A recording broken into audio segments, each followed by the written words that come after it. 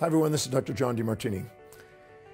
I'm sure you've had situations in your life that you've been challenged, maybe even projected labels have been put on you by people, and you may have thought that they're maybe handicaps.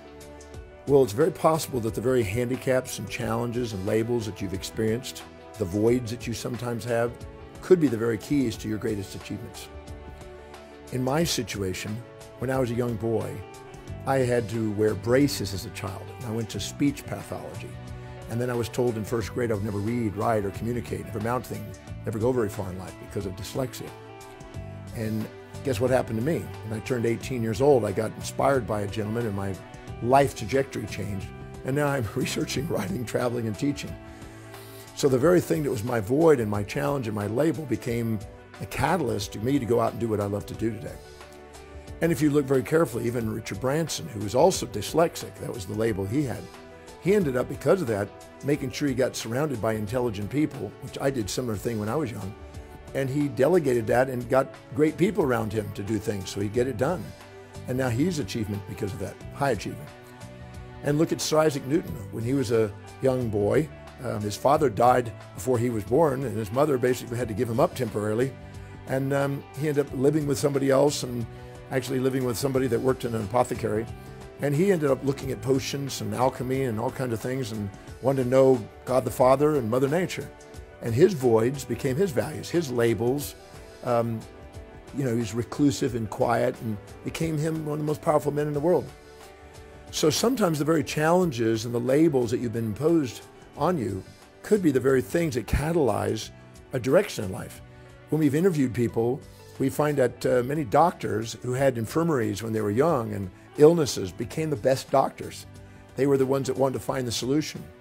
I remember I went to professional school with a guy named Al, and Dr. Al Cafferty, and he ended up having his wife pass away when he was in his 20s. And as a result of it, he went on to want to explore, why did a person die of cancer? And he went on to get a doctorate in osteopathy, a doctorate in medicine, a doctorate of chiropractic, and a PhD, and wanted to know, what's the solution to cancer, and became a cancer researcher. Many people who have had maybe challenges and these labels put on them by somebody, even somebody considered stupid, they became maybe geniuses, or you're an idiot or whatever, and became excelling, or somebody said you'd never be able to do it. They went on to excel. I remember I was at a Walzell conference, and I met a gentleman who was a Nobel Prize winner, and had a nice conversation with him, and Paul Nernst. And here he was, when he was born by his sister. Now get this, he got a Nobel Prize for genetics and the origin of life, and his 12-year-old sister was his mother. And he ended up not knowing that. He was raised by his actual grandparents, and he didn't know that until he got the Nobel Prize and investigated about his life and found out that his actual mother wasn't as we thought. It turned out to be his sister.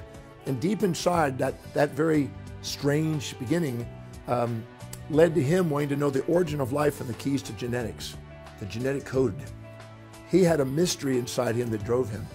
So just in case you have a label put on you, or a void in your life, or some sort of a thinking handicap, just ask yourself, how specifically is what I'm experiencing right now going to help me fulfill my mission?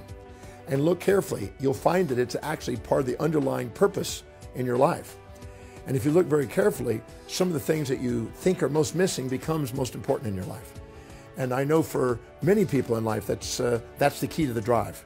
So if you are thinking somehow that you lack something, go and look up people that have the same origins of you. If you didn't have a mother, go look at all the people that were orphaned or didn't have a mother or father. Go look at all the celebrities and all the leaders of the world that started that way.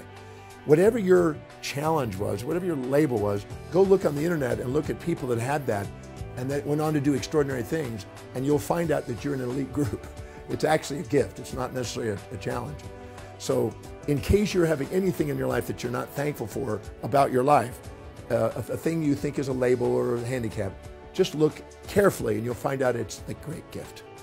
So just know that your voids become your values, your challenges become your opportunities, your scars become your stars, and your labels may be the very thing that's helping you become the greatest person you can possibly be.